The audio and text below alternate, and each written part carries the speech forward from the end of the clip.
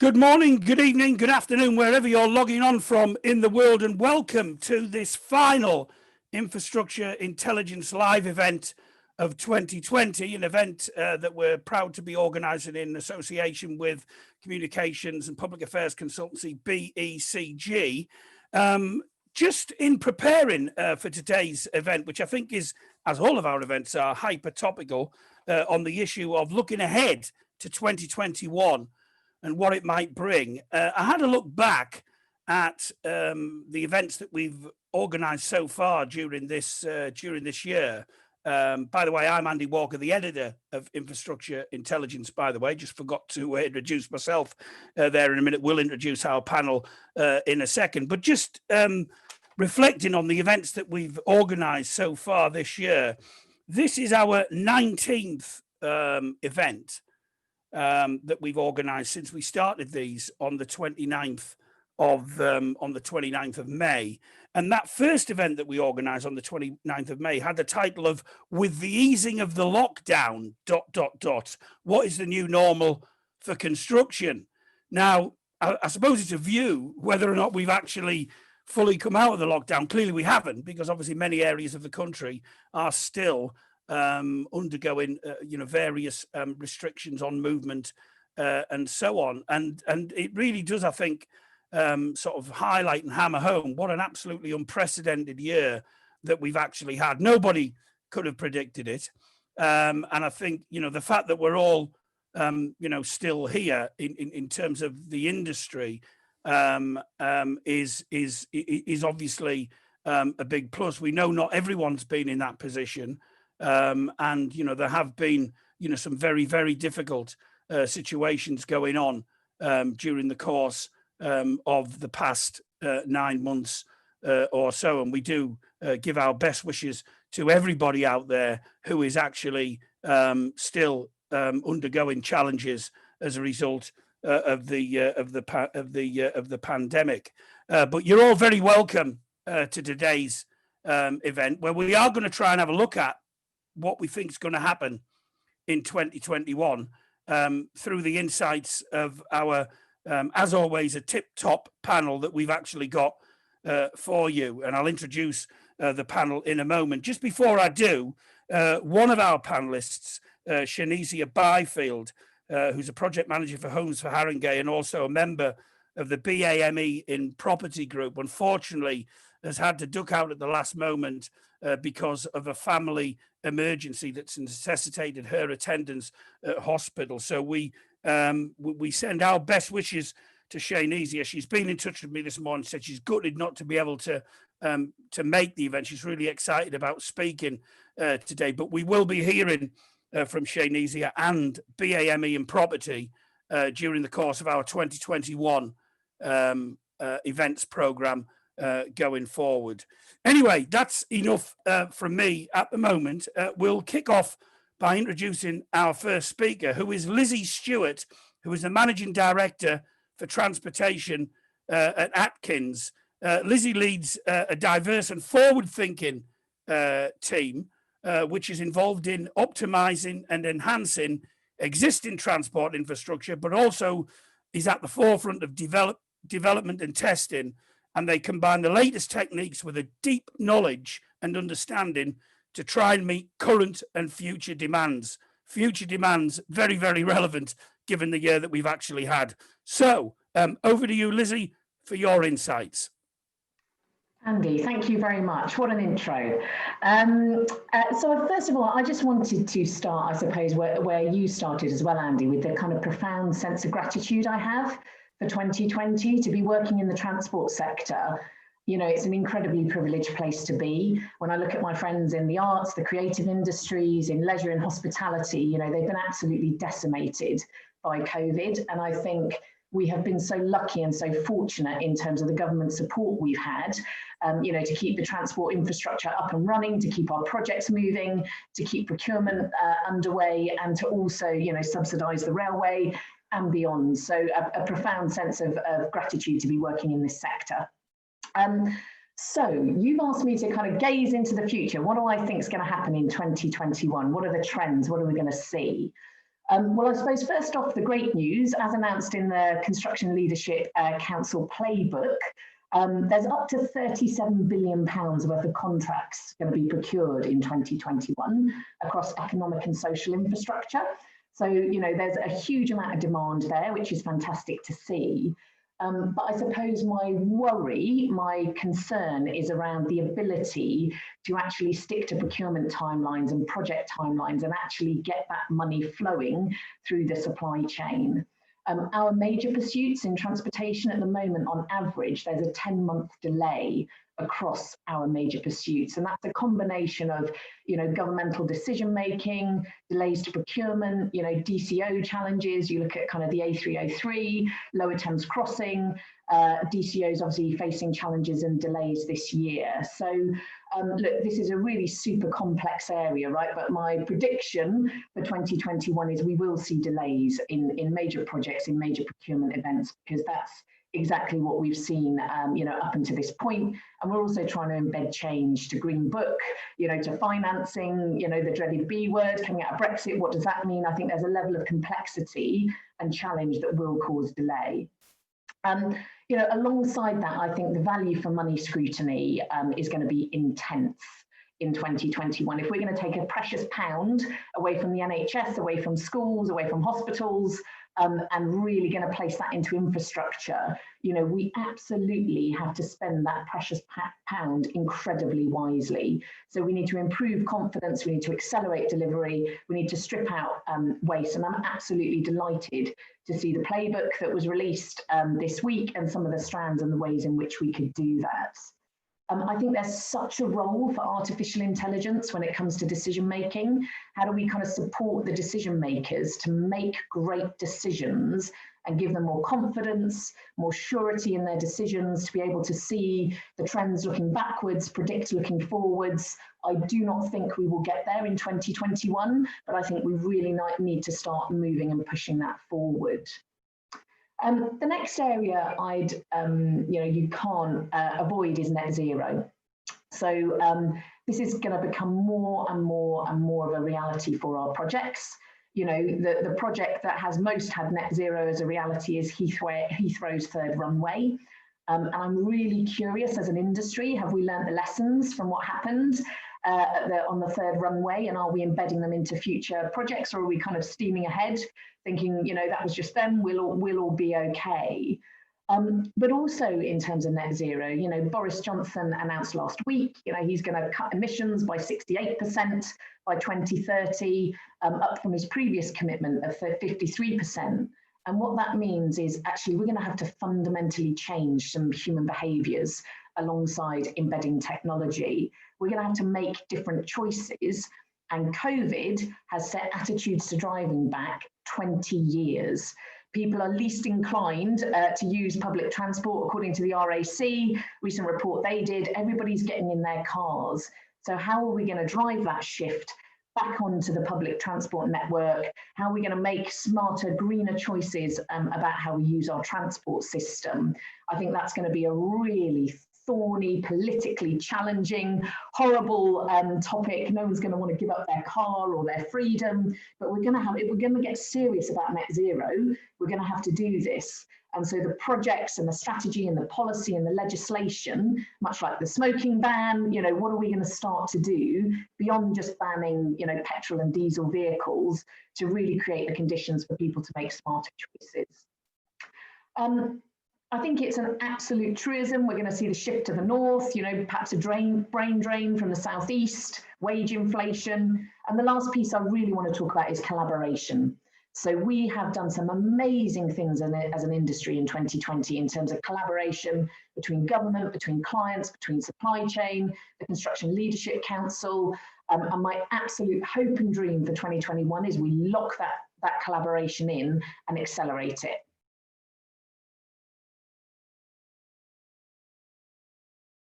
You're on mute, Andy.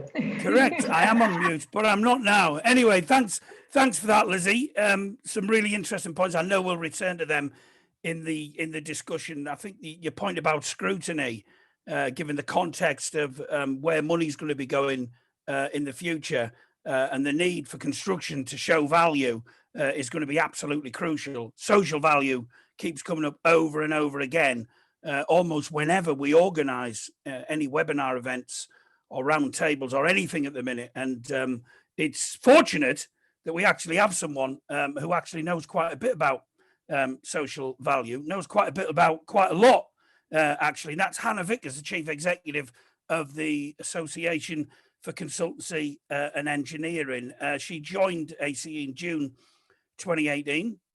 It's the business association, as the name implies, for consultancy and engineering firms. Previously, Hannah was with the ICE, where she led the policy and public affairs team, so is extremely well connected with the policy making process, not just because she used to have that role at the ICE, but also because she used to work as part of the HM Treasury and was quite close to leading government figures. I'll say no more than that at the moment. Actually, that doesn't sound right, does it? She was extremely well connected with the powers that be on a whole range of issues, and that good connection has continued, particularly during the course of the COVID-19 pandemic, where Hannah and ACE have played a key role in going into bat for the entire industry with their activities with the Construction Leadership Council. And the aforementioned construction playbook is something that I know Hannah was closely involved in the development of. Anyway, that's enough from me. Hannah, the floor is yours. Thank you, Andy. That was going so well and took a very strange turn, but that's fine. I think we cleared it up. There was nothing untoward, just to clarify, before I appear in the Daily Mail. No, thank you very much. Brilliant introduction. Really enjoyed your speech, actually, Lizzie. There was quite a lot of parallels. So if you like, I'm going to give a sort of mirror image to that. So I've approached this through the lens of my Construction Leadership Council role, which is all around local, social and commercial construction, and perhaps taking a view on what does 2021 look like from the outside of the industry looking in. So what is happening around us that's going to be impacting us? So the headline that I will explain is, I think the 2021 is going to be the year of medium-sized infrastructure interventions, and I will come on to why I think that. But I think, yeah, really, I think big infra is in the pipeline, but I think we'll see the rise of medium-sized infrastructure schemes. So whatever that means for your business, I think we'll see more of those. The rationale for that is a little bit around some of the context and the environment around the industry next year. So Lizzie referenced Brexit. It's looking increasingly likely we're going to have a disrupted Brexit. No deal or some very thin deal, whether that is Australian or otherwise. So that is going to have an impact in the very short term. First 6 months of next year, we will be dealing with that in terms of product supply and demand and potentially disruptions to the supply chain. The other point to bring into that in terms of impacts on the market next year is, whilst we are seeming to be on the road to getting out of COVID as a sort of health crisis with the vaccine, actually, if we look back at the sort of economic shocks and how they have hit the construction industry, it typically takes about 18 months from an economic shock to the wider economy to actually land in our order books, to actually have an impact. So it was 18 months last time. I don't think we've seen that yet. So we are somewhat protected in that we are working on pipelines of projects that have been carrying on throughout the sort of COVID crisis. And I think the impact for us is going to hit towards the end of 2021. Now, what that does mean is it gives us time to sort of intervene, if you like, and try to fill some of that gap. But I think, for us it would be naive for us to think as an industry that actually we are in a much better place than perhaps other parts of the economy. I just think it hasn't hit us yet.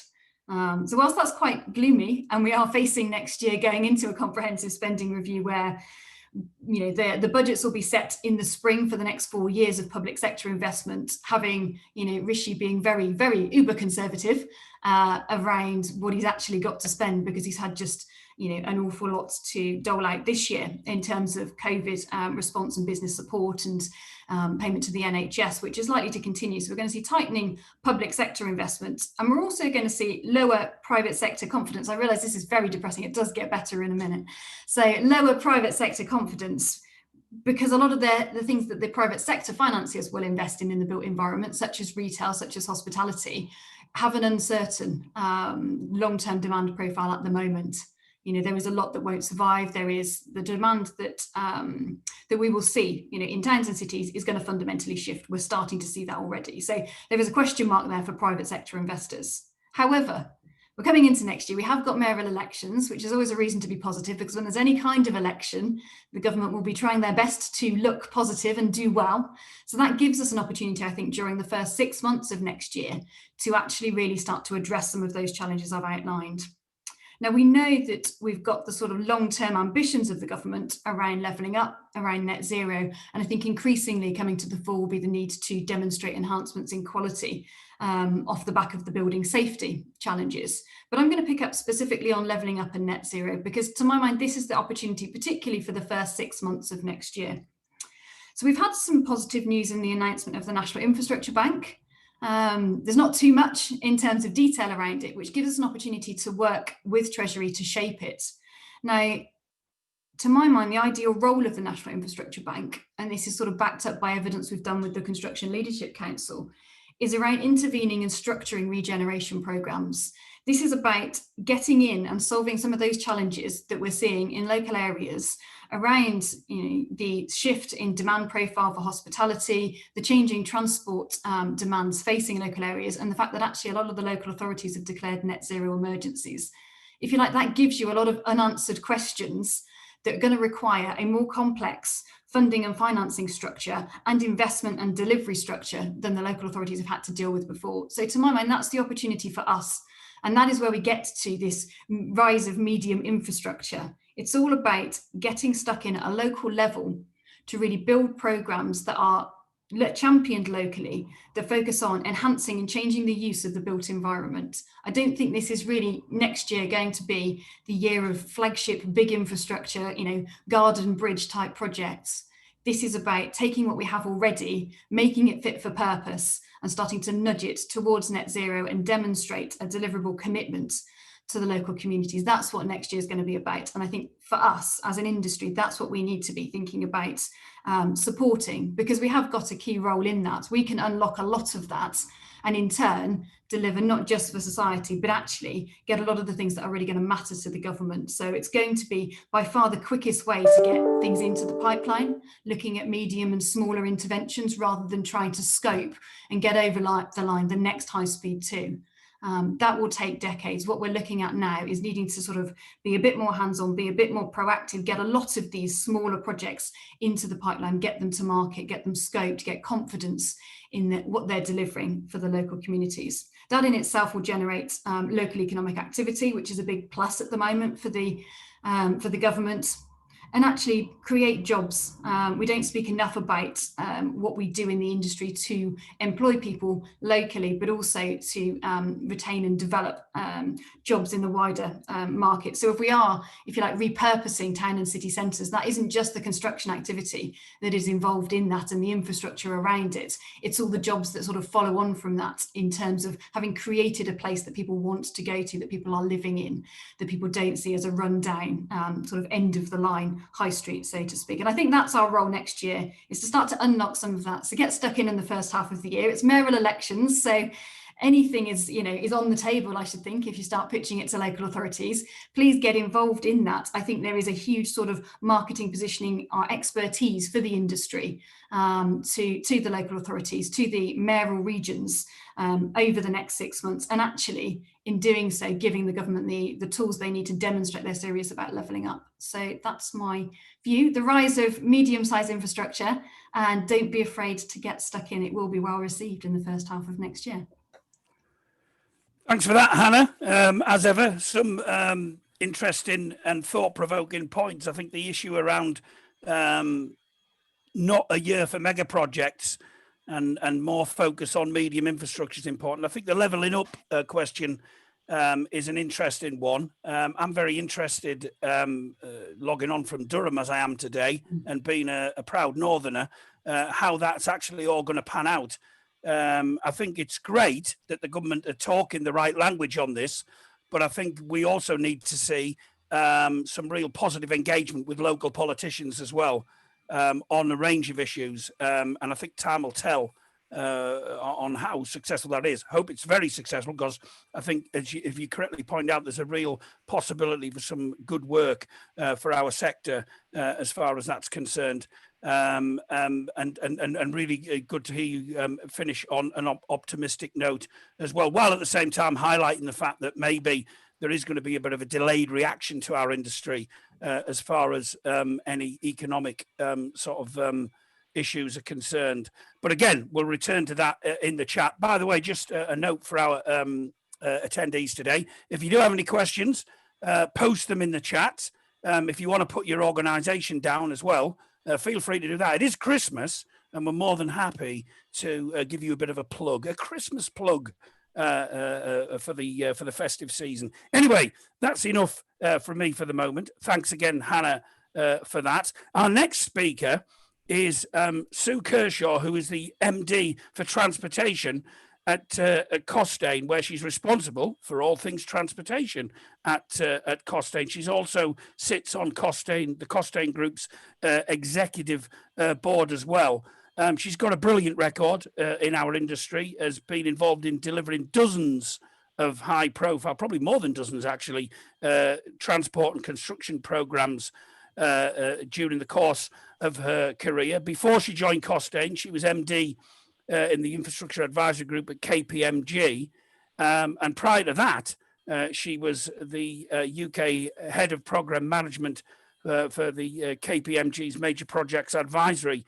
I know and have come across Sue in the past, and remember her when she was playing a leading role as Deputy Director for Transport of the Olympic Delivery Authority, which must have been a fantastic job. And we have had alumni from the Olympic Delivery Authority speaking at our infrastructure intelligence webinars in the past. And if it wasn't for lockdown, we could probably have a sort of a reunion of that group of people, but unfortunately we can't. So anyway, what can you say?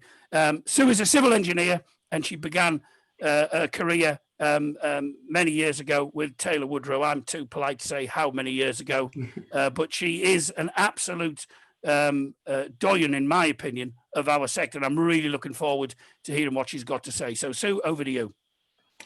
Andy, I'm blushing. Thank you very much. It's very, very kind of you. And thank you for inviting me to this webinar. It's really good. I think we can all hook up like this. What occurred to me in the last year, bearing in mind I joined Costain on the first day of lockdown on the 23rd of March, was how much agility and resilience and genuine courage I have seen and witnessed, not only people at work, but in their personal lives and with strangers on the tube, helping out. Actually, when they ask people, how are you? They actually want to know how you are. It's a massive change culturally, and it can only be better for us and our kids going forward. So that's something I remember really well. And also I think, when you have a common enemy, which we have all had, called COVID, it makes you stronger because we're all fighting against that common enemy. And hence, to Lizzie's point, collaboration. For the first time in my career, I have seen genuine, authentic, proper, deliverable collaboration, and in bucket loads. And that's with not only between organisations, but across sectors, with the membership of bodies, institutions. I'm president of APM as well. We've collaborated a lot more with the ICE, MPA and the rest. And the power of that is incredible, because it means not everyone's coming up with the same idea slightly differently and then, pulling it together. No, we're actually working together on those common ideas. And one of the big ones that was useful for us was to take the COVID working practice from Gatwick Station, Network Rail Station, and share that with TfL. Because at that point in time, every organisation had a different way of looking at things. TfL decided to close down. Network Rail said, hang on a second, there's not many passengers for Gatwick Airport, so let's actually accelerate the work there. So the learnings went across, and that was extremely good to see. I think going forward, we have been lucky with infrastructure. My goodness, it has kept us going. The Eisenhower impact, it did it last recession, it did it on COVID, it's going to do it again. And we have to make sure we deliver properly.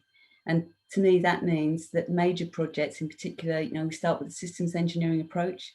We use proper project and program management. We have digital efficacy throughout the whole life cycle of the project. And we feel proud of delivering one at the end, like the Olympics, on time, on budget, and of the quality the end user wants. It sounds simple, but we haven't done it very well to date. So now's the chance to start again and really properly deliver our projects. And I've talked about the big sort of sexy projects, but to Hannah's point, it is those medium-sized ones that are going to actually hook the country up together.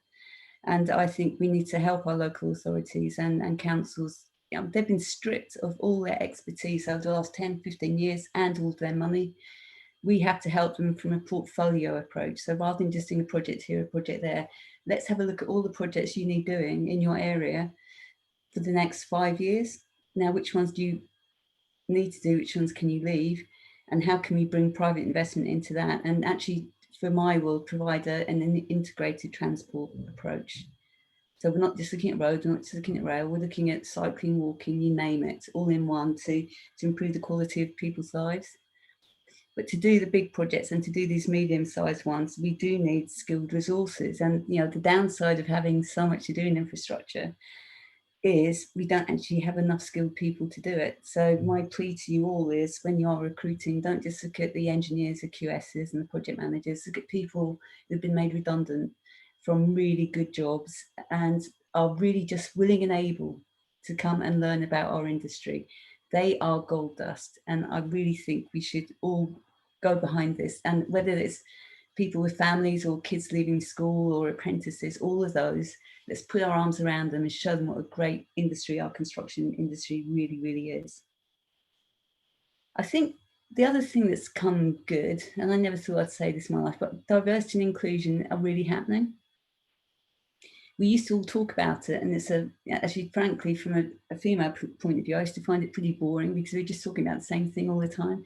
But now companies are taking action. We're seeing women in senior positions. We're seeing the diversity of boards making better decisions, actually providing a business case for diversity.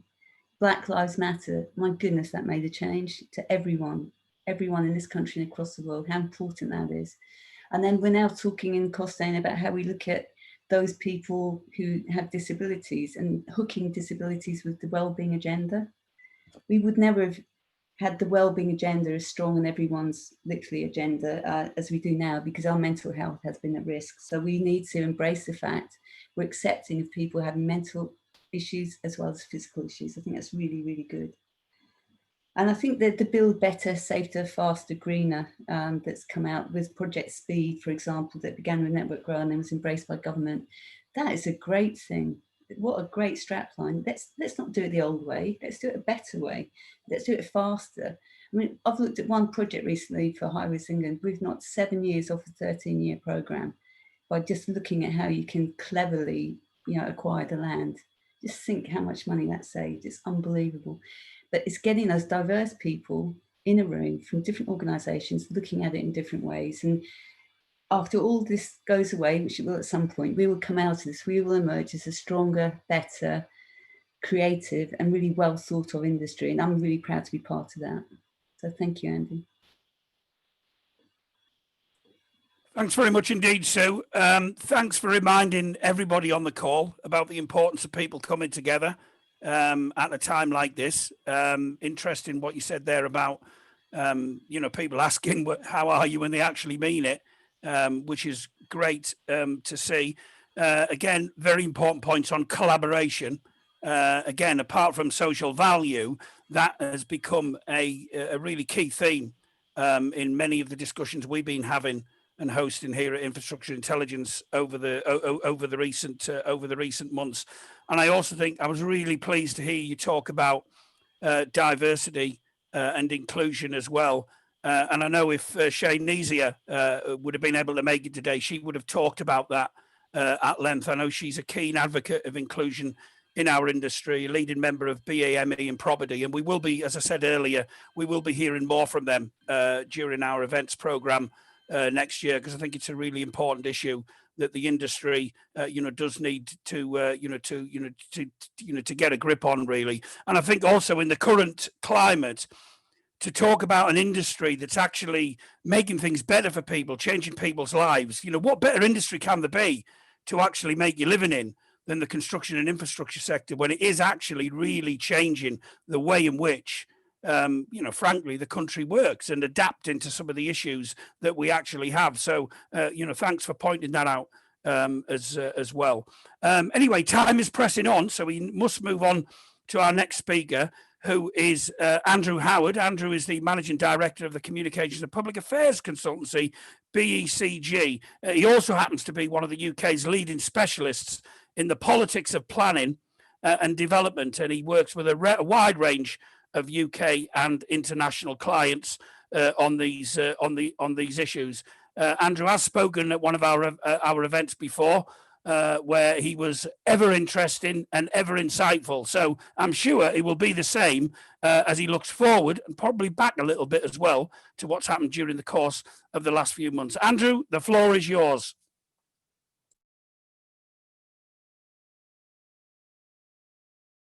There we go. I'll turn my mic on. That will help.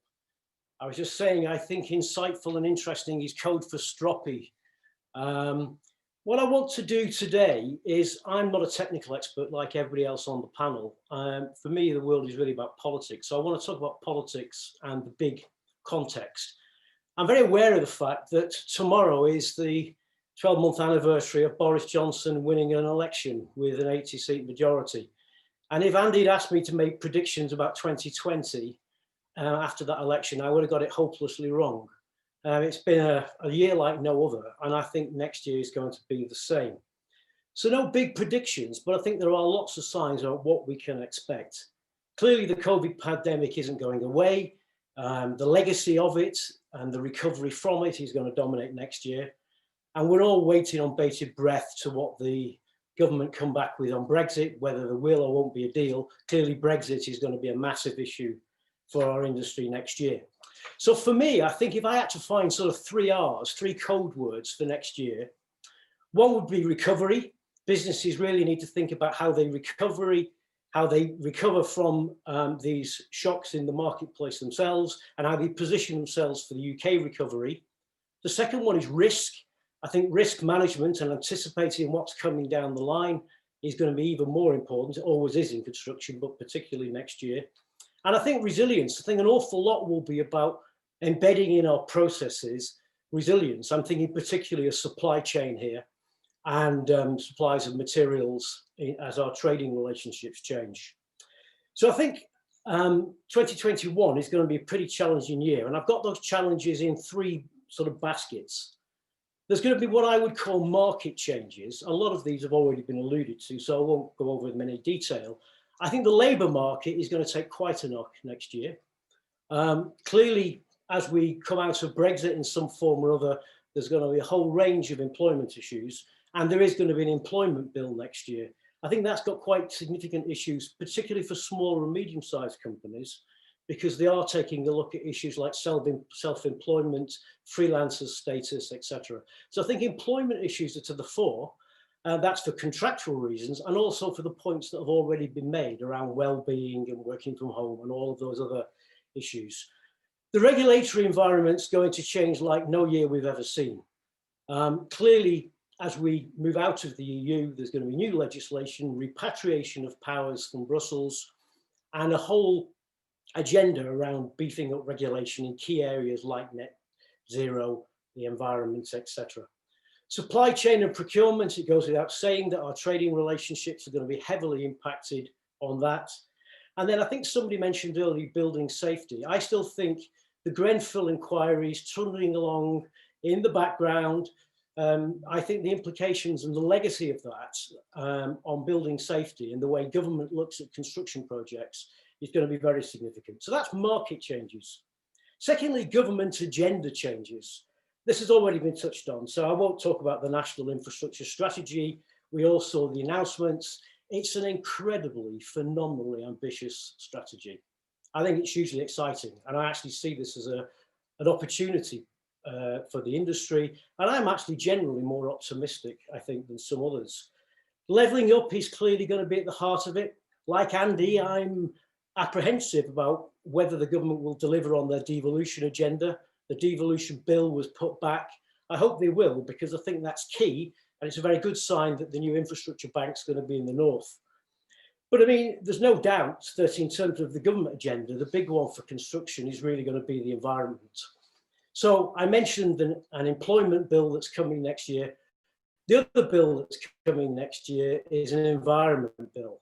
That is going to be massively significant, whether it's packaging, whether it's waste, whether it's products, whether it's emissions, construction practices. All those issues are going to be heavily, heavily affected by the environment bill. So I really would pay attention to that as it develops over the next few months. And then finally, my final point is the UK's positioning. And that's where I slightly disagree with Hannah's comments about the tightening of public spending. I think at the end of the day, what we see now is that Boris Johnson has got very, very few options. He's kind of run out of runway. He has no option other than to go for his agenda, to put the foot on the gas. And I think that's what we're going to see over the next year. In the summer, Boris is chairing the G7 summit, massive opportunity on the international stage alongside a new president that's taken as his mantra, build back better. That could be Boris's mantra. So I think you'll see Boris and Biden all talking about construction and infrastructure and investments, and it's really New Deal time. That's very positive. And then, of course, in November, you've got COP26 and this massive environment summit. So what we can guarantee, I think, those of us that follow Westminster and are following the departments, they're going to be a plethora or a wall of environmental announcements and initiatives, investments, as they run up to chairing COP26. A lot of that will be very positive. And I think what is really welcome news, which I'm not sure everyone will be aware of, yesterday, Kwasi Kwarteng, the minister, took on responsibility for construction, which is a reshuffle within the department following the vaccine programs. But that's fantastic because it means renewables and energy and construction are being brought together. You've got a minister there who's very close to the Prime Minister, who's passionate about the green revolution, industrial revolution, passionate about delivering infrastructure. So I think because of that, you will see the government put their foot on the gas. So in conclusion, we've got a challenging year ahead, but it's actually exciting, I think. The government has really no option but to double down, press hard on its core agenda. And that agenda is hugely beneficial to our sector. There's going to be very significant legislative and regulatory changes, and it'll be easy to miss it. So we must follow those bills as they go through Parliament and look at the powers as they're coming back from Brussels.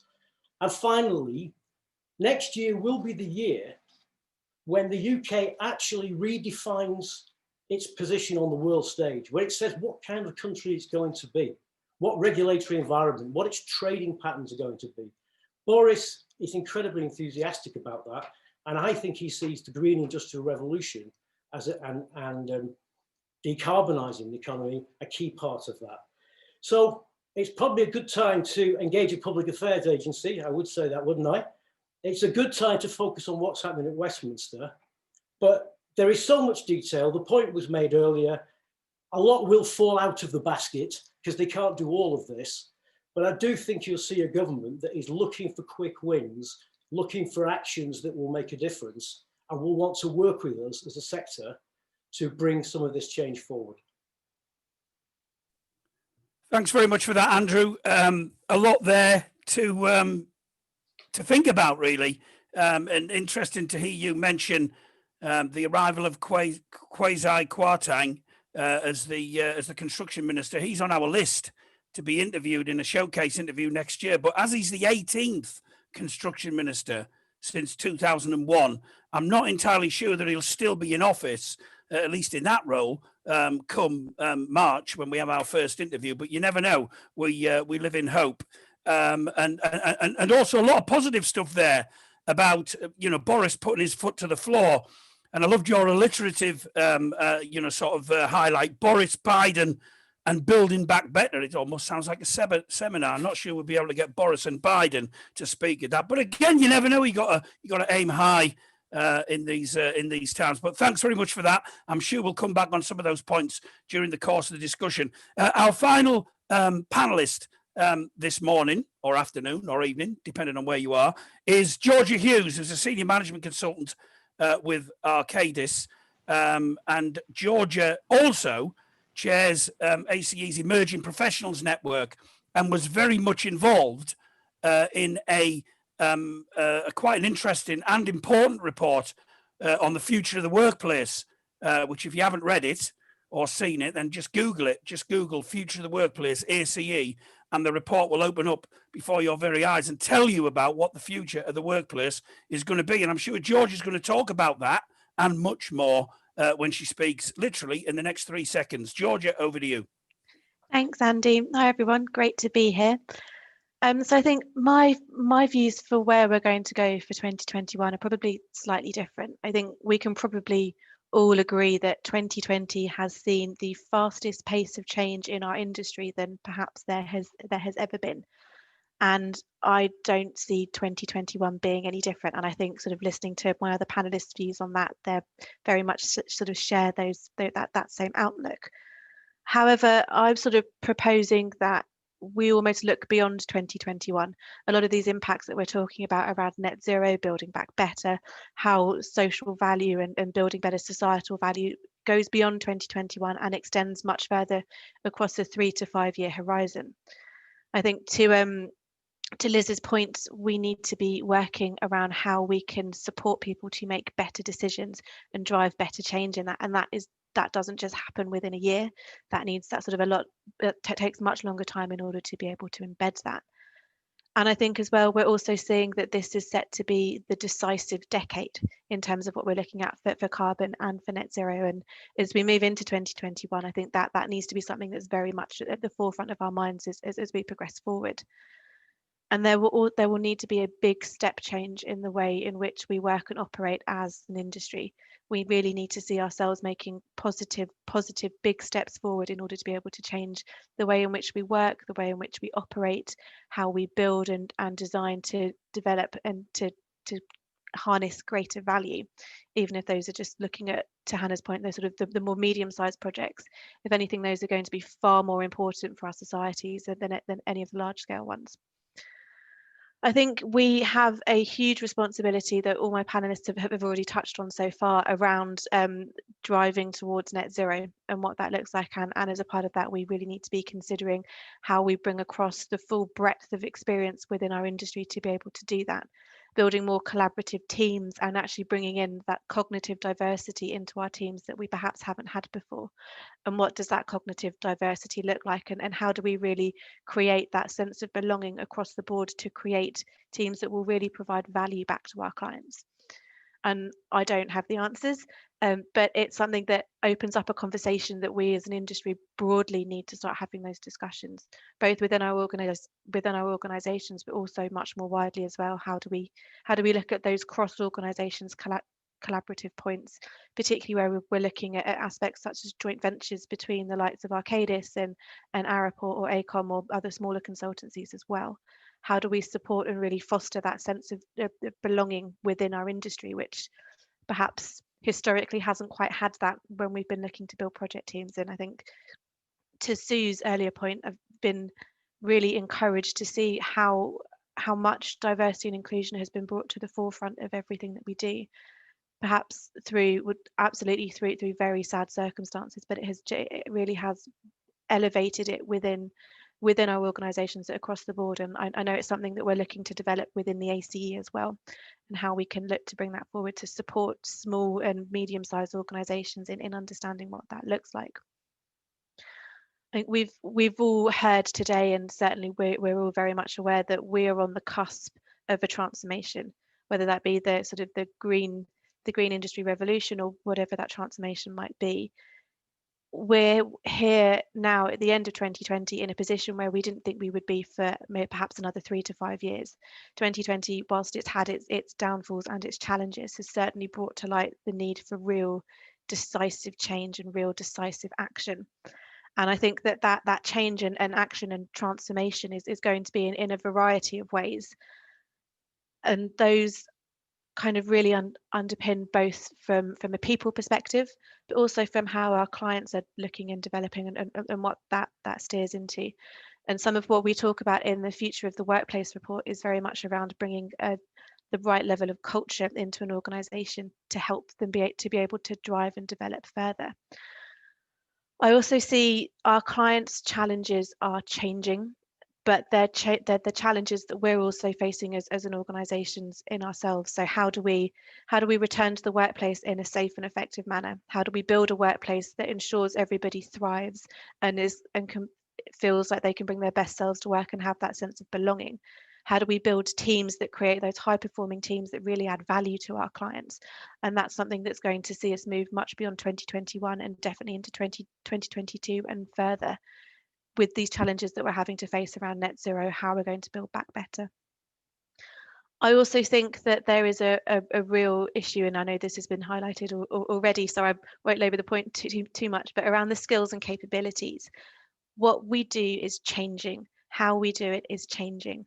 And that we need to, as an industry, really understand the skills and capabilities that we have now versus the skills and capabilities that we are going to need in 5 years' time. And how do we account for those? How do we support our people through those changes? How do we ensure that they're better equipped when we come to looking at different ways of building and designing? What do we need to do to help them transform? And what do we need to do to support them through that transformation so that they can understand the new capabilities that they'll need moving forwards? Again, that's a much wider conversation, but it's absolutely something that we need to be thinking about in 2021 to start building through into the coming years. Through the future of the workplace research, we found that the industry as itself needs to move into the sort of the model of ACE's future of consultancy around being that trusted advisor.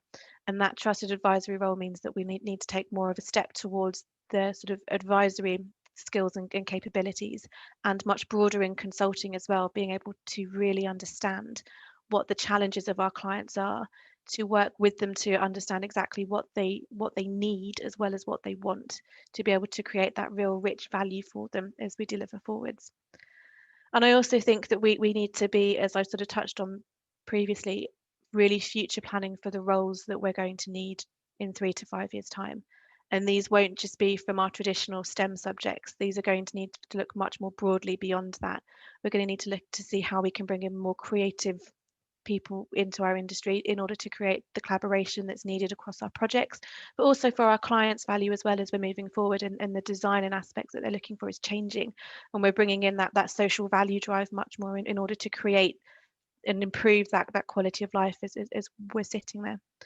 I also very much agree with Sue's point around the fact that we should be looking beyond our engineers and our typical consultants and bringing in people from other areas of business who have perhaps sadly lost their jobs through COVID and who are really keen to understand and engage and develop what it is that we do as an industry.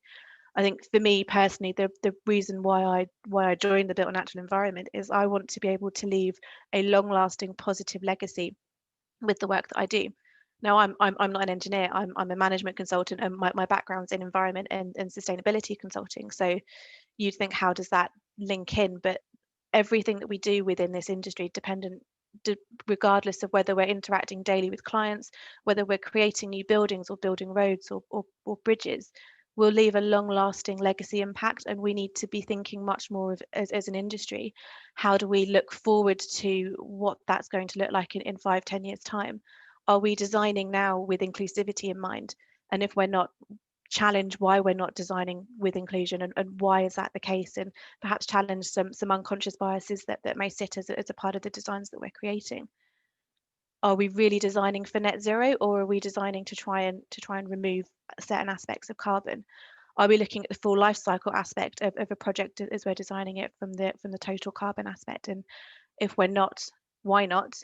And my challenge out to industry would be that this needs to be embedded across every single project. Every single person working within your organizations needs to have a base level understanding of what net zero means in the broadest sense, and then what it means for them and how they can support that both within their work and project delivery, but also in their home lives as well. And actually an understanding as well as to how we can drive carbon down whilst improving the environment overall. We saw what happened when we were all on lockdown for COVID. The environment started to bring itself back and started to heal. So how do we continue that healing process whilst also allowing ourselves to develop and continue to drive forward to create better societies for everyone that we're living and working in? Thanks, Andy. Great, thanks very much for that, Georgia, and thanks for mentioning again the future of the workplace, which I've noticed that someone's put the link up in the chat to have a look at that important document. We would encourage everybody to get a hold of that, because I think there are some very profound and interesting points that the industry, well, indeed all industries, all businesses after the year that we've had, will have to actually take cognizance of into the future. Keep your questions coming in the chat. I'll get to those in a minute. First question though, and I'm going to put the first question to Hannah, if I can. Hannah Vickers, a question from Roy Millard, who says, what do you think the impact will be on small consultancies? I think he means the impact of everything that's happened and going forward. What will the impact be on small consultants? I'll put my teeth back in, on small consultancies as opposed to larger ones. What do you think the impact is going to be for them, Hannah? Okay, no, that's great. So I've been having a think about this. I think we've probably got 3 things I'd like to touch on. So the first, I feel like I'm being quite negative today. I'm going to cheer up. It is Friday after all. So the first, I think, is realistic, shall we say. I think things are going to get a bit more contractual next year, just because it's tricky. It's tricky to unpick the impact of COVID on our contracts and on the projects we're already working on. So for a smaller consultancy, I would be very mindful of that. I would be very aware of that, and as you need it, seek external advice on it, because I think we're going to experience more of that. If you're smaller, you're perhaps working more joint ventures, you're perhaps working more to contractors, so therefore you may be disproportionately impacted. So just be aware, start thinking about that. Open conversations, be collaborative in it, but do it early, I think, because then we are going to have more of those difficult conversations where things are, if you like, having held over from 2020 into 2021. So that's the first one. The second one, I think, is this focus on building safety. So for our smaller consultancies, you are, perhaps specialists, you have a very deep competence level. I think there's going to be very practical changes there around getting on board with the new regulator, with the new competence requirements. So again, you are a specialist, you are an expert in your field. I think there's just going to be a shift in what that actually means and what you need to do about it.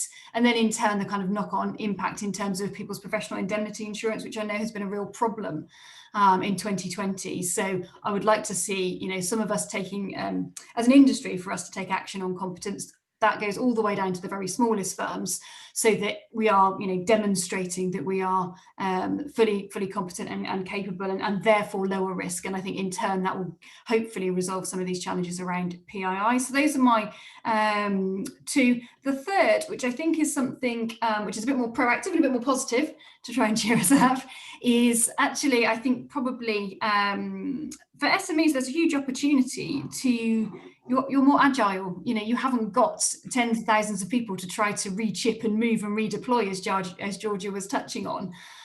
So I think there's a real opportunity there as the clients' requirements and challenges are shifting during the course of the year and perhaps getting more complex.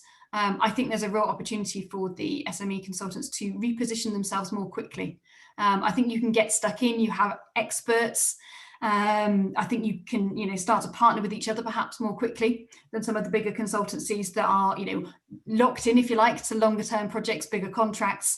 I think you can perhaps start to be a little bit more agile, maybe still a march on the market in terms of positioning what you could do around things like digitally enabled design, around what actually makes a difference to clients in terms of value add around net zero, because you have that depth of capability and that depth of expertise. So I would definitely see that as a big opportunity to pivot an SME consultancy over the course of next year, and perhaps be market leading, because you can do that more quickly and you have that depth of expertise at your fingertips. Thanks for that, Hannah. I've got a question from Tim Shaw, and I'm going to put this to all panelists, and if I can get you to try and answer it as briefly as possible, because we've got loads of other things that I want to ask you as well. I mean, obviously we've had as everyone said, an unprecedented year. What are the different skill sets and leadership behaviours that you think our sector will need in senior executive teams looking at next year and beyond? And I'll start with Lizzie for that one, if I may, Lizzie. Yeah, I think there's something for me about the way in which we lead our people in this sector. So, you know, Sue touched on, you know, some of the challenges we faced in terms of racial inequality in 2020. We've got a whole swathe, you know, I think Generation Y is now 44% of the workforce. We've got Generation Z coming up behind them. There's huge intergenerational differences in expectations and what they want. And I think our leaders in this industry need to be more in tune with what, you know, what good looks like when it comes to leading people and creating compelling workforce strategies. Thanks, Lizzie. Sue, your reflections on that? You know, what kind of skills do you think will be needed? I mean, we're not throwing the whole baby out with the bathwater here, but clearly we've seen some profound changes over the last 9 months. And how do you think that'll have an effect on the industry going forward? Yeah, I think the key executive skills are those of being calm in adversity, because we're going to have it in bucket loads next year. So people look up to you when you're a leader, and if you're flapping around, it's you know, it's not going to put them on the steady course. So be calm, be courageous in your decisions, and I think have bucket loads of emotional intelligence, because we need that like never before. Thanks, Sue. Andrew, I know that BCG work with you know, many clients who would come to you, you know, maybe when they've got issues, when they've got difficulties, when they've even got, dare I say it, crises to get through. I mean, what kind of skill sets do you see as being particularly important going forward into 2021? Well, I think a lot of the points that have been made today around social value, the ESG agenda, around how we look after our workforce, a lot of those, what would have been seen as softer management skills and a more enlightened understanding of the way we work and the way we manage people, that's all going to be crucially important. There's one point that I think that needs to be stressed, which is local government. I mean, and maybe I should have said, local government's in a massive financial crisis at the moment. You know, Croydon will not be the first authority to struggle. And I think what that means is an awful lot of contracts that come out, an awful lot of solutions that have to be found to problems will involve local government. So for executives in the sector, I think a lot of it is around collaboration skills, understanding the culture of the public sector, understanding the different cultures of different local authorities, and knowing how to work with them. And I think that's increasingly important. It's not good enough anymore just to be able to do the job. You need to be able to understand who's paying for it and what their wider social and economic ambitions are. So I think that culture change in management is very important.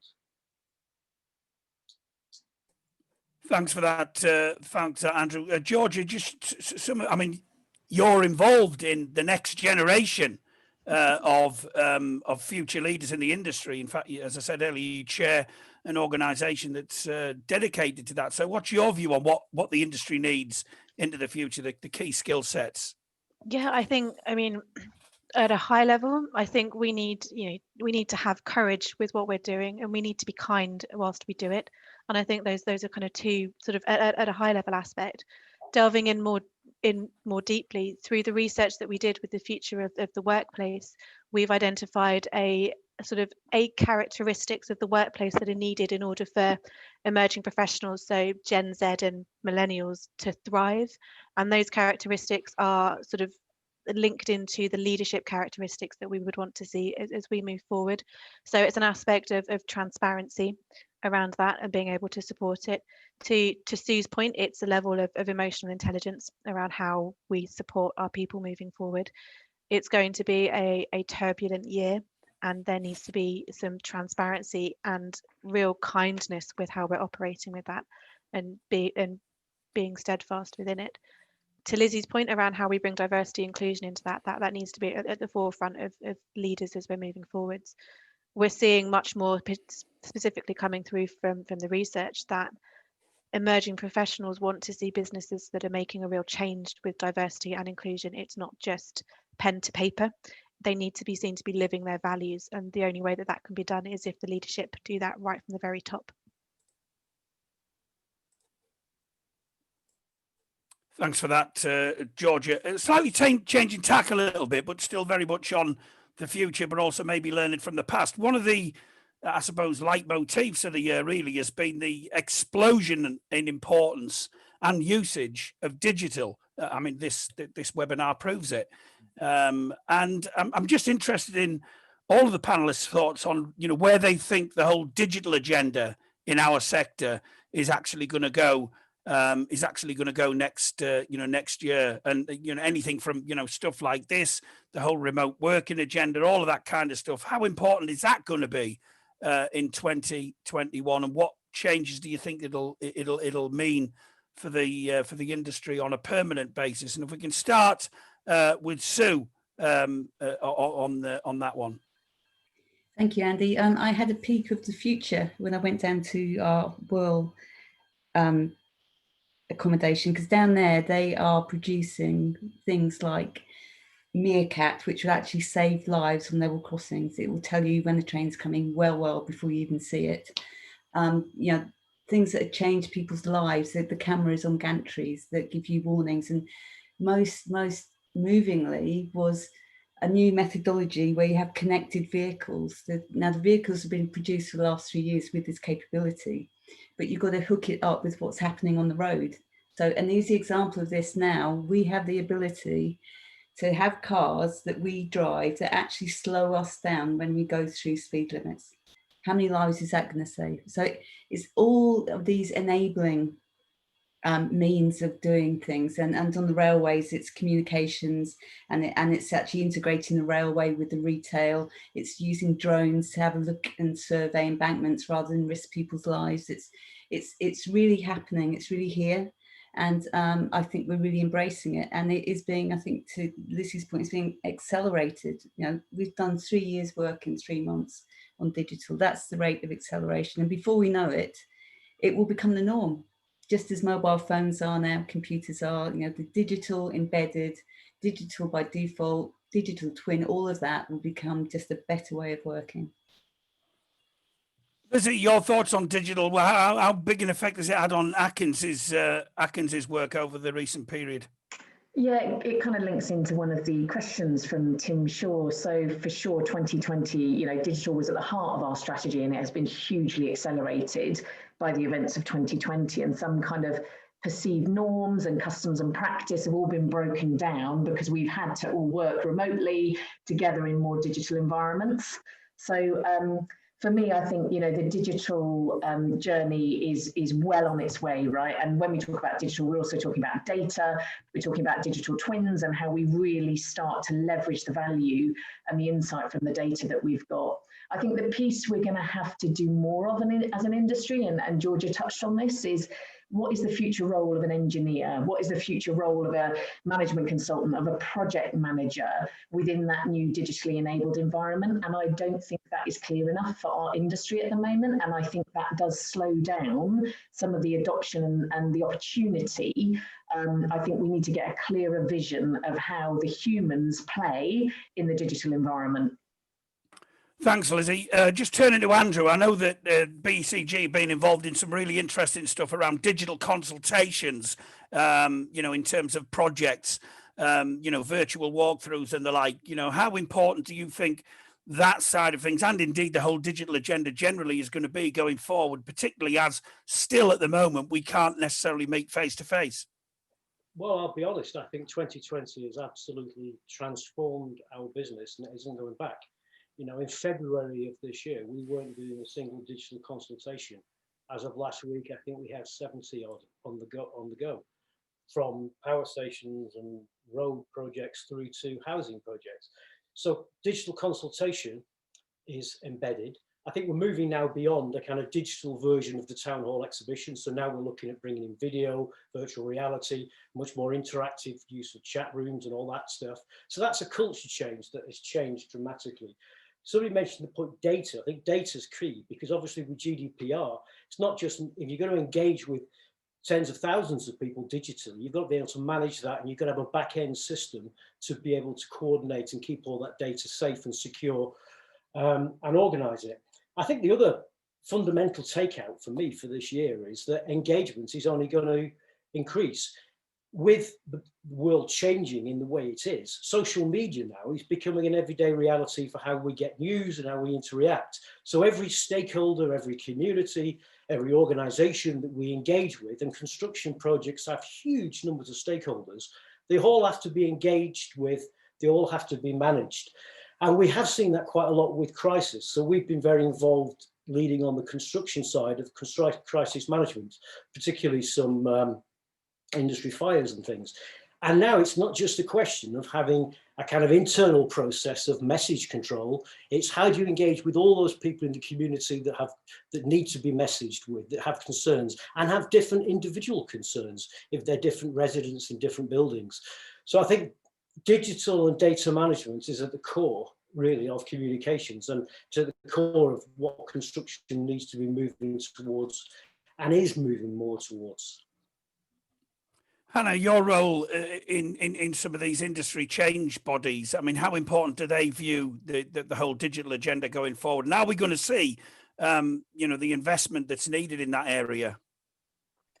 Yeah, so no, I think it's been really interesting. Something that has changed fundamentally in 2020 is the client appetite, risk appetite and interest in this. In ACE, we, touching on Lizzie's point, we published a vision for the future of consultancy. We were a little early, we went in 2018. I should say this year it's picked up an awful lot more traction with the clients because they are actually interested now, because they feel as if a lot of their constraints and a lot of their risk appetite has shifted to allow them to be able to engage with it. So I would like to see 2021 to become the year when digital isn't just a thing that we do, but it actually becomes useful and we understand and recognise why it's useful because it helps us interpret the data, you know, make better decisions, and the industry starts to really showcase its role in that. Because I think we've got the strategies, we've got the sort of narrative. I think what we actually need to do now is to commercialise that and make it a real thing. You know, we need to do this at scale. We need to actually get a little bit more structure to properly understand what does the client do, what does the industry do, and how do we bring that together in a way that is useful. So yes, we needed that period of sort of playing and touching digital and going, oh, isn't it good? Look at all this fancy stuff it can do. I think we actually now need to sell it next year. Thanks, Hannah. Georgia, your views on this whole digital issue? Yeah, I mean, I think digital is the way forward. To, you know, we need to be able to working with, to Hannah's point, how are we going to sell it moving forwards? I think from a people side, digital is going to be huge. I don't know of any organisation that's moving back to being in the workplace full time. We will all be investing in a level of digital to be able to help us stay connected. I think what we need to be cognizant of and aware of is that we need to create better understanding and better practices to support people through digital means. Mentoring's much harder. Sort of looking after and checking up on people's mental health and well-being, it's much harder because you see a square box, you don't see the whole person, and so trying to gauge how your staff are feeling can be much more difficult. I also think that there is, you know, a need for us to definitely kind of push digital through, because that's how we can bring more diverse, more collaborative, more blended teams together to be able to sell projects for our clients with real value. And this provides an opportunity for us to put on the right person at the right time with the right skill set, rather than perhaps trying to, on occasions, put a square peg in a round hole. So it gives us the opportunity to really bring together that value that we need to sell and move that forwards, and to enhance the use of everything that we're looking at, from digital twins all the way through to some of the sort of smaller, more complex aspects, to really link that in. Thanks, George. Sorry, Lizzie, you wanted to come back and yeah, Andy, there's one thing that I do worry about, you know, if and when we get to a position where we've got this, you know, this under control in terms of COVID, and there isn't another wave of something different, as it were. I do think, you know, embedded within our industry is presenteeism. It's kind of been researched, it's been shown, and I think there's some kind of wonderful ideas and views about how we could be digital and work more from home. But if we don't crack this issue in some of our senior leaders and managers about, you know, the desire for presenteeism, those who are in the office most are the ones who get promoted, those who do the longest hours, all of that sort of stuff, I think we will gradually, you know, in 5 years' time, see that we kind of reverse some of the gains and the benefits that we've made. And this industry, more than most industries, is afflicted by that. And it kind of comes back to this exec skills, people, kind of how do we measure people on their outcomes and their impact rather than how many hours they're putting in. And that then goes right into the commercial models with our clients. So it's a thorny issue. I think you're right to raise that, but again, I think that's down to, well, in the first instance, it's down to the people on this call, it's down to the people watching this webinar, it's down to the industry itself. And to pick on the point that Andrew raised earlier, that their business has been transformed by what's actually happened and the way they do things. And I think, the opportunities there. This digital thing, by the way, just got me thinking. My stepson's forever on the Xbox, and he's playing City Builder and Civilization all the time. Got an eye down with the kids, know what they are, maybe not. But the point is, aren't these games that are all about construction and infrastructure? That's a massive, massive opportunity, in my view, for our industry to get those people who maybe wouldn't otherwise look at the industry. And people are starting to think a little bit differently now, because all the balls have been thrown up in the air, haven't they? The fact that you couldn't go out, we've had total lockdown. People have time on their hands to think about, well, what sort of world do we actually want to live in? What sort of world do we want to build? And I think our industry, for me, is absolutely crucial to all of that. So there's another big opportunity that we've actually got as far as that's concerned. Anyway, I almost went on a mini rant there, but anyway, I think it's really important that we understand that and we take advantage of that as well. I want to come back to some wider issues here as well. The number of us have mentioned what the government are going to be doing next year, but how can the industry trust the government to deliver on its promises when, frankly, in the past it probably hasn't had the best of records in terms of delivering on major infrastructure? How do we know it's going to happen? And I'm going to go to Andrew first, because he kind of said that Mr. Johnson has got no choice in the matter. He's just going to have to put his foot to the floor. How can we trust them? How do we know it's going to happen? Well, I'll be the first to join you in your cynicism about government delivery. But I think the reality is, I'm not suggesting for a minute this is all going to happen. I do think the agenda is massive, and I think the infrastructure strategy is incredibly exciting. So there's a lot of very good stuff. It won't all happen. The capacity in Whitehall is very, very depleted. There's a real bandwidth issue that we've discussed before. But I do think you've actually got now a relatively non-ideological government, which has a real agenda on making things happen. And I liked your point about throwing the balls in the air. I think when people look now at local government finance and what they do, how the Treasury funds things, about how we organise work, about how we re-engineer projects to bring the time scales back, the reform of the NSIP process and how that's going to operate, there is an opportunity to rethink things. And I think you've got a set of ministers. I mean, I take your point about Kwesi Kwarteng, ministerial move on. But the reality is you've got a group of people around Boris, Kwesi is a very good example, who are really quite passionate about making things happen. What the industry needs to do is to make sure that we're in the room when we know what falls out the basket and what doesn't, which is why, I know it sounds dull and it's a sort of political hack point, you must be following the regulatory and legislative changes, because you're going to find civil servants and politicians slipping things into these big bills that are coming forward this year, which will have big impact on the industry. And it'll be too late once it's gone through Parliament. So I think it's important that we push the government on their own agenda and we help them pick the winners and the losers, if you like, help them pick the priorities and find the quick wins. Because there's no doubt Boris sees himself as a man of history. This is a huge year for him, COP26, G7. He's going to be looking for people who give him solutions. And the medium-sized and the large companies and the consultancies in this sector are part of the government's solution. So that's why I'm optimistic, but I don't for a minute think it's all going to happen. And lots of it's going to take many years. I think it's probably worth hearing from an ex-civil servant who used to slip things in to the government's bills and all the rest of it. And I know Hannah's been working very closely with a number of government ministers, particularly in the post-COVID environment. Do you detect a different approach from the people who are in power at the moment, that they do actually really want to make that step to deliver and get things done? Yes, I do. And I think the other thing is a recognition of that bandwidth issue that Andrew touched on. Actually, they're far more collaborative and willing to come out and try and at least engage with industry before they slip things in, so to speak. So I think all of that has definitely shifted. Certainly in the Construction Leadership Council, that's what we have seen. You know, we have much more sort of earlier in the life cycle conversations around policy development with the ministers. So I'm confident that that will roll forward in terms of what we do next year. And I think that's what we need to sort of promote, because equally, we've not done that well with that sort of access and with that one voice that we've now got through the Construction Leadership Council previously. So therefore, you know, it's been fine whilst we've been in, you know, we've sort of managed well whilst we've been in the acute phase of COVID, because it's been quite sort of short-term, you know, tactical decisions around site operations, around some of the things that are in the here and now that we've been able to really add value on. I think we need to think very carefully about how that evolves over the next year. And again, we make sure that we get the right capability and the right sort of thoughts coming out of industry that are a little bit more structured, a little bit more sophisticated, to mean that we deserve our place in the room, having the conversation with them, because we've elbowed our way into the room.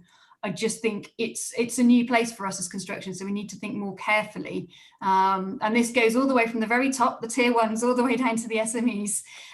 We just need to sort of raise our game, I think, a bit in terms of the types of ideas and the types of proposals. You know, if we put things forward, they've got to be put forward in a way that is for the best interests of the political priorities, as well as being mindful of what we need as businesses in the private sector.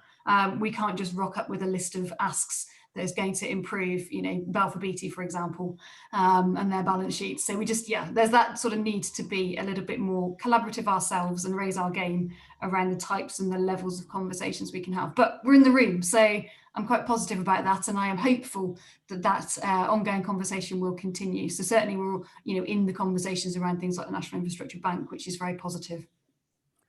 Thanks, Hannah. Sue, you've worked quite closely with government in the past, and my mind goes back to the stuff that you did around the Olympics, when I remember in the aftermath of that, a lot of our industry said, look what we can do, you know, given, you know, sort of the wherewithal and everything else. And there was mega optimism, I remember, around at that time. It just shows you what could be achieved. I mean, having been through that, what's your view on, you know, where we are at the minute, and will the government deliver, and how can we, I suppose, hold their feet to the fire on that? It's a really good point. There was so much, you know, the good feeling in construction after the Olympics is we can do it in Britain. We can do it bloody well. In fact, we're the best project managers in the world. And that, unfortunately, it's got diluted on other projects after it for various reasons. Often politics are involved in that. And to me, being given unrealistic deadlines and budgets 10 years ahead of completion that you have to meet to the last penny is impossible. But I think we have been given a mandate by Boris. When Boris stood up, number 10, at his podium and said, I need the construction industry to get us through COVID.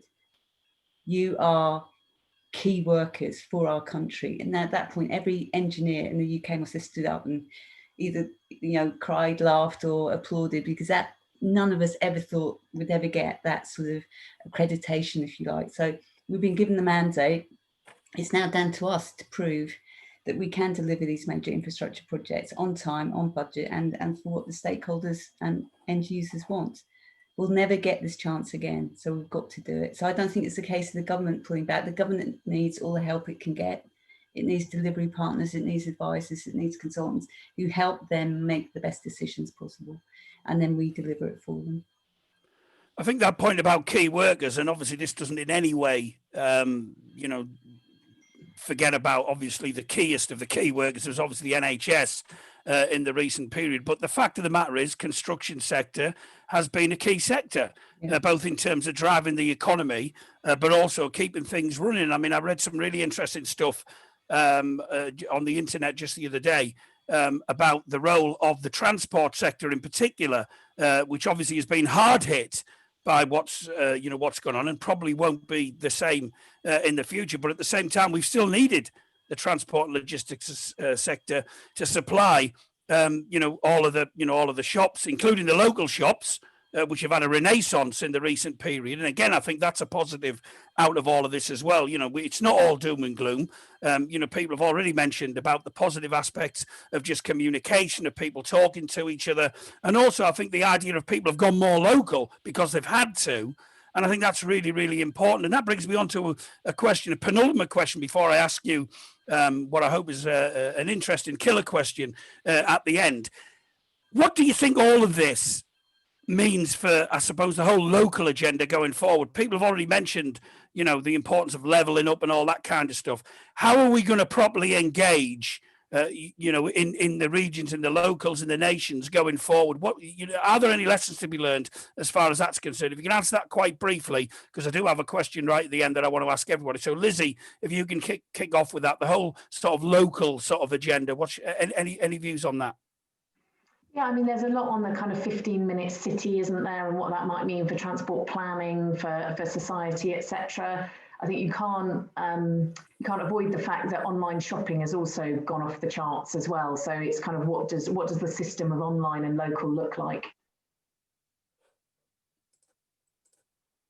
Okay, thanks for that, Georgia. What's your views on the whole local agenda? How does the industry need to engage more locally? I think, to Lizzie's point, there are talks of shifts to satellite offices, to hub offices in more local regions, and a move away from big HQs where people travel into. So those sort of more localized offices will help kind of kickstart that local agenda and give businesses much more of a standpoint with it within those local communities to have being good starting points for conversations and to support local employment where needed. Thanks. Sue, your thoughts on this issue? I applaud localism and these, you know, resetting the UK, but what I hope doesn't happen is we become totally xenophobic. That would be such a backward step. I would hate that to happen. We just have these clusters of people who never talk to anyone else. Thanks. Andrew? We've introduced changes to the company to allow 2 to 3 days working from home going forward, which is a direct result, obviously, of the crisis. And so I think we're trying to get that balance right. Everyone's trying to get the balance right. There will be specific issues that affect us. So, for example, in terms of planning regulations, permitted development rights are being relaxed and are going to change more. And that has big implications for the high streets, retail sector, leisure sector. So I think coordination of these different sectors is going to be crucially important. And, you know, we've seen a very good example with social care, the NHS and local government, and how things haven't necessarily been joined up. I think that comes right through the economy. So the earlier point about collaboration, about the industry really getting close to local councils, getting close to service providers, and understanding what the next level of changes are going to be and seeing how we can help with that. Thanks, Andrew. Hannah, I know that yourself personally has spoken at length and written at length about the whole sort of local agenda and how the industry engages, particularly with local politicians. So what's your view on this? So yeah, I mean, it's a bit of a build on what Andrew just said, actually. I think we need to try to help them redefine what their places are going forward. I think we have the ability to work across different sectors and help them determine actually what's the right fit for their particular place. If you pick up any of the LEP's local growth plans, I will guarantee every single one of them has an off-site manufacturing factory in it, and it probably has a technology park. Now, clearly we don't need that many across the country, and clearly they aren't right for every single place. So I think we've got an opportunity to start to help the local leaders make the right choices for their place. And it might be then that we get more diversity and a bit better spread. So, you know, local hydrogen networks, local district heating, all of that sort of thing, I think is what the industry needs to bring as ideas to help differentiate some of these local places, because clearly we're not going to need that many offsite factories across the country. So someone's going to be disappointed otherwise. Thanks for that, Hannah. It's final question time already. The time's just flown by. So I'll give you a little bit longer to answer this one. Although if you can try and restrict it to one sort of central point if possible. I mean, obviously today's about looking forward as much as on reflecting on the year that we've had. So 2021 for our sector, what do you think the one big hot topic's going to be that people need to be aware of, that you think will be really in the news in our sector in 2021? So just try and pick one if you can, and say why you think that is. So if we can start with that with Lizzie, please. It's going to be value for money. Is this a good investment for the taxpayer? Hopefully, you know, Crossrail will start to, you know, see some of the benefits flowing through. But we've got too many projects that are in distress, and it will be value for money. Okay, thanks for that. Georgia, what's your big idea, big thing for 2021? What's it going to be? I'm going to give you a catch-all, Andy, and it says delivering for better value. And I think that will pull across sort of societal value, net zero, how we can support diversity and inclusion within everything that we're delivering in order to create a much richer sense of value, alongside Lizzie sort of ensuring that our projects have value for money as well.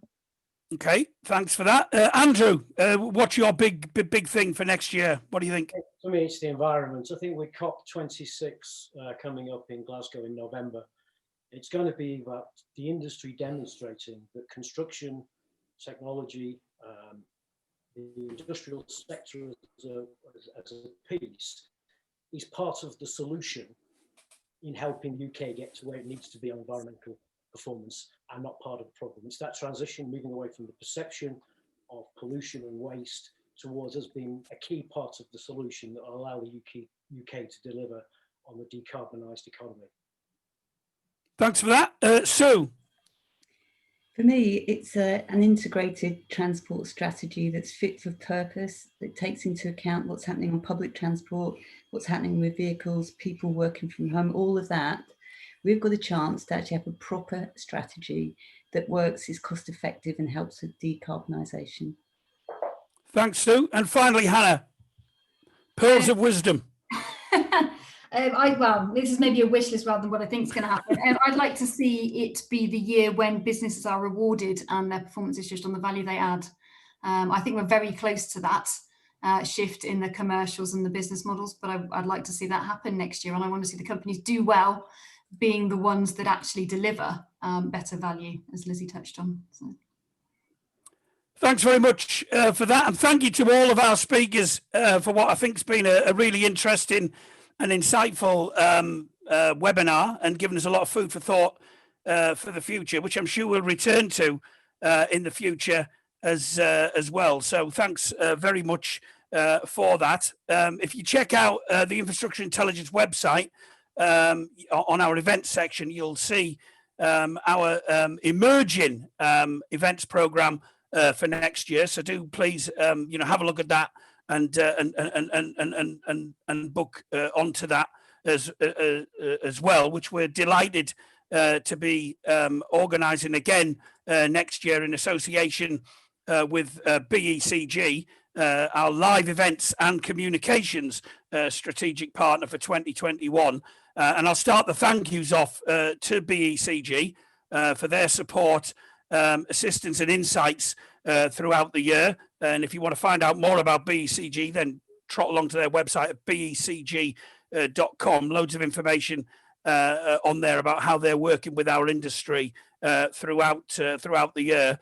Just some other thank yous. I'd like to thank everybody who's taken part in our Infrastructure Intelligence event series in 2020. Massive thank you to all of our speakers, to everyone who's attended the webinars. Really, really grateful for all of your input into those events. And it has been, as everyone has said, a unique year, an unprecedented year, a challenging year. But as everyone has pointed out, we know, don't we, that the construction and infrastructure sector will be crucial going forward to everything, that not just the UK, but internationally as well.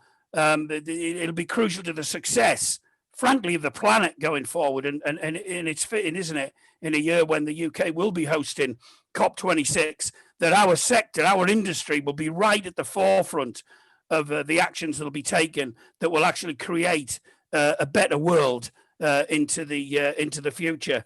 And I just want to finish on one point.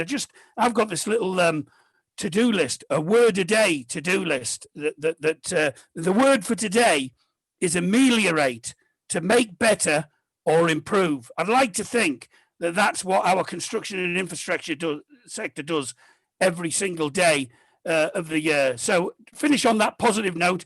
Thanks to everybody throughout the series, but particularly thanks today to Lizzie, to Hannah, to Sue, to Andrew, and to Georgia for all their insights. Just wish everybody on the call a very Merry Christmas, or compliments of the season, and a very, very happy and prosperous and peaceful and safe 2021. Thanks very much. Everybody wave goodbye. Thanks a lot. We'll see you all again soon. Thanks very much.